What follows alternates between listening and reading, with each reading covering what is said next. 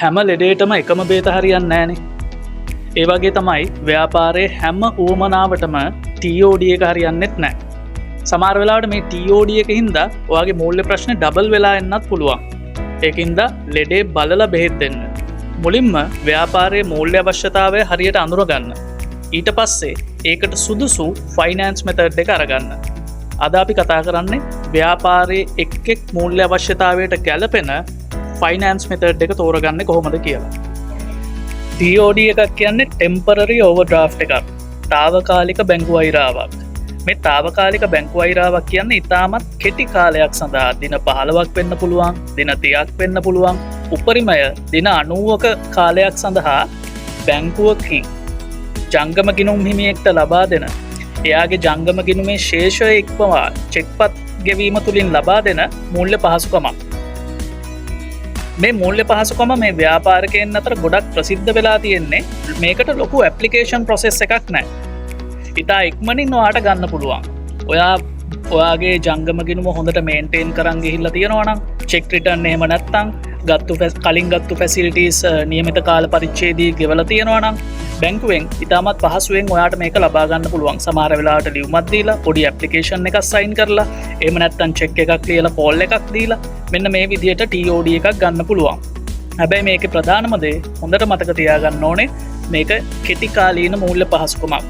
දින 20කට දුන්න නම් දින 20 වෙද්දී එහෙම නැත්තම් දින 20ට කලින් මේක ඔයා පියවන්න ඕනේ. අනිත් එක තමයි මේකේ පොලි අනුපාතය ඉතාමත් ඉහළයි. අද දෙසැම්බර් 13 වෙනිදා අද වෙනකොට ලංකාවේ TOD රේට් එක බැංකුවල 125 ඉඳන් 130 දක්වා රේට් එක තියෙන්නේ. ඒ කියන්නේ සාපේක්ෂව ගත්තොත් අනිත් මූල්‍ය පහසුකම් වලට වඩා ඉතාමත් වැඩි පොලි අනුපාතිකයක් මේ තාවකාලික බැංකු වෛරා සඳහා අය කරනවා. දැන් මේ TOD වලට ඇබ්බැහි වෙච්ච ව්‍යාපාරිකයෝ ඉන්නවා. ඒගොල්ලෝ බලන්නේ හැම මූල්‍ය අවශ්‍යතාවයක්ම TOD එකකින් ෆයිනෑන්ස් කරන්න.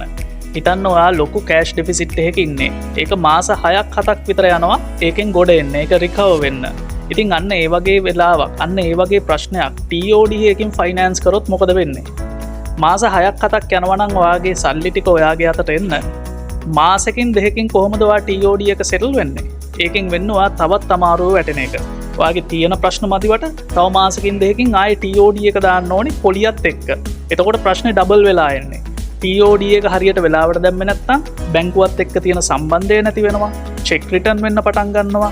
ඊට පස්සේ ඒක යම්කිසි දින ගාණක් ගියයින් පස්සේ ඔයාව ක්‍රිබ් එකේ බ්ලැක් ලිස්ට් වෙනවා. අන්න ඒ වගේ කාරණා හින්දා ඔයාගේ ඉස්සරහා ව්‍යාපාරයට ලොකු අපහසුතාවලට මුහුණ දෙන්නත් වෙන්න පුළුවන්. ඒක හින්දා මුලින්ම බලන්න ඔයාගේ මේ මූල්‍ය ප්‍රශ්නය මොකක්ද කියලා. ඒ ප්‍රශ්නෙන් ගොඩ එන්න ඔයාට කීයක් ඕනේද, කොච්චර කාලයකට ඕනේද කියලා මුලින්ම ඇනලයිස් කරලා බලන්න. ඊට පස්සේ හොයන්න ඒකට වඩා සුදුසු ෆයිනෑන්ස් මෙතඩ් එක මොකක්ද කියලා. පොඩි කාලයකට ඕනනම්, මාසෙකට දෙකකට ඕනනම් අන්න TOD එක කමන්නේ.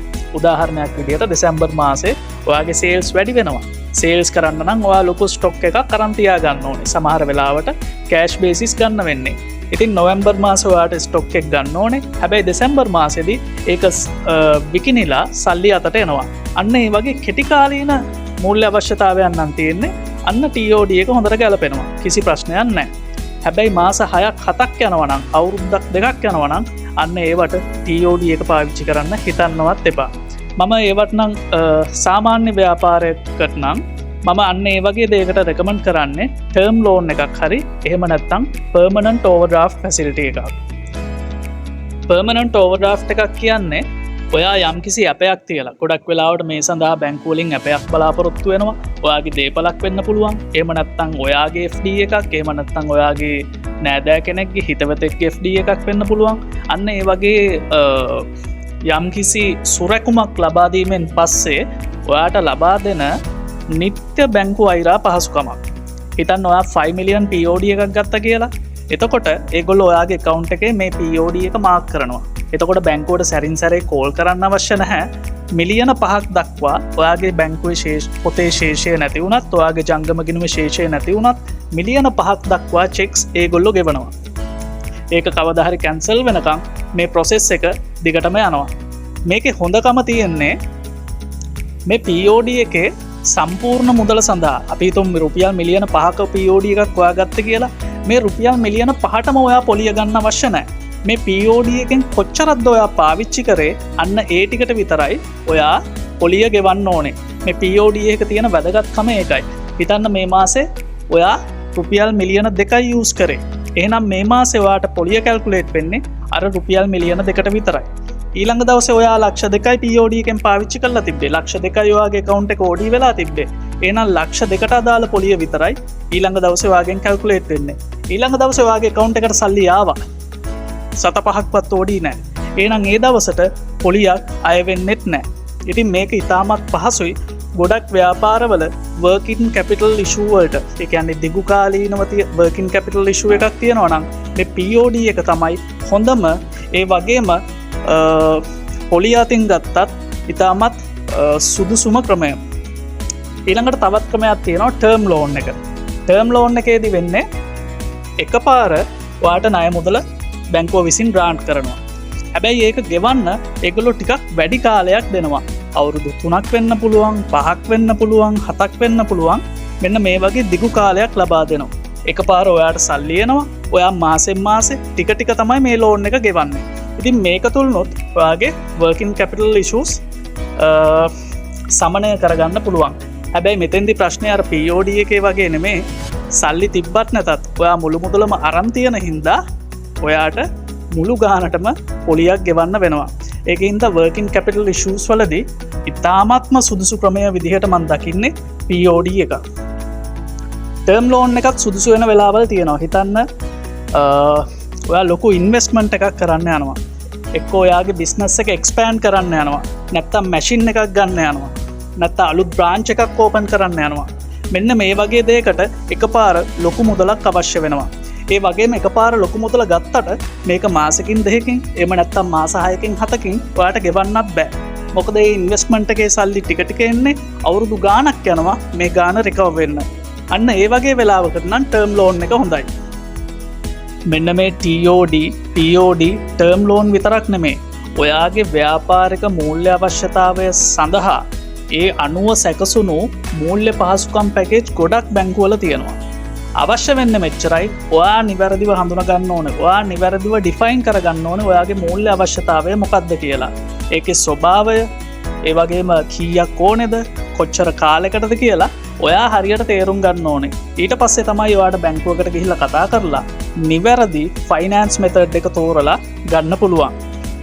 උදාහරණයක් විදිහට ගත්තොත් මේට වඩා තව ලෝන්ස් ගොඩක් තියෙනවා. උදාහරණයක් කිව්වොත් ඉම්පෝටර්ස්ලාට තියෙනවා ඉම්පෝර්ට් ලෝන්ස්, එහෙම නැත්නම් වෙයාහවුස් ලෝන් තියෙනවා. එතෙන්දී ඔයාගේ ස්ටොක් එක සමහර වෙලාවට බැංකුවේ වෙයාහවුස් එක දාන්න කියලා ඔයා ගෙවන විදිහට ඒගොල්ලෝ ඒ ස්ටොක් එක රිලීස් කරනවා.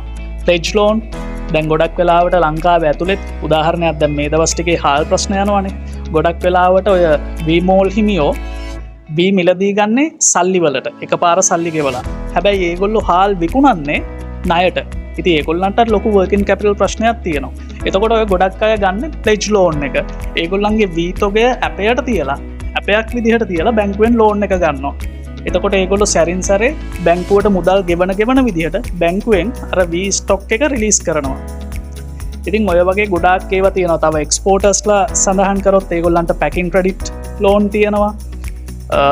ඊට පස්සේ ඔයා බිස්නස් එකට මැෂින් එකක් ගන්නවා නම්, එහෙම නැත්නම් බිස්නස් එකට වාහනයක් ගන්නවා නම් ඔයාට ලීස් ෆැසිලිටි එකක් ගන්න පුළුවන්. ඒක හින්දා හොඳට මතක තියාගන්න අර හැම කැක්කුමටම පෙනඩෝල් පෙත්ත බොනෝ වගේ හැම මූල්‍ය ප්‍රශ්නයටම TOD එකෙන් විසඳුම් හොයන්න යන්නේ නැතුව මූල්‍ය ප්‍රශ්නය හරියට ඩිෆයින් කරගෙන ඊට පස්සේ ඒකට සුදුසුම ෆයිනෑන්ස් මෙතඩ් එක තෝරගන්න. අද අපි කතා කරේ ඔයාගේ මේ මූල්‍ය ප්‍රශ්නවලට බාහිරින් ගන්න පුළුවන් විසඳුම් ගැන, එක්ස්ටර්නල් ෆයිනෑන්සින් මෙතඩ් ගැන. ඊළඟ වීඩියෝ එකෙන් අපි කතා කරනවා මේ මූල්‍ය ප්‍රශ්නවලට එක්ස්ටර්නල් ෆයිනෑන්සින් පැත්තට යන්න නැතුව ඔයාගේ බිස්නස් එක තුළින්ම මේ ප්‍රශ්න විසඳ ගන්න උදව් වෙන කාරණා කීපයක් ගැන. එහෙනම් ඊළඟ වීඩියෝව තුලින් හම්බ වෙමු.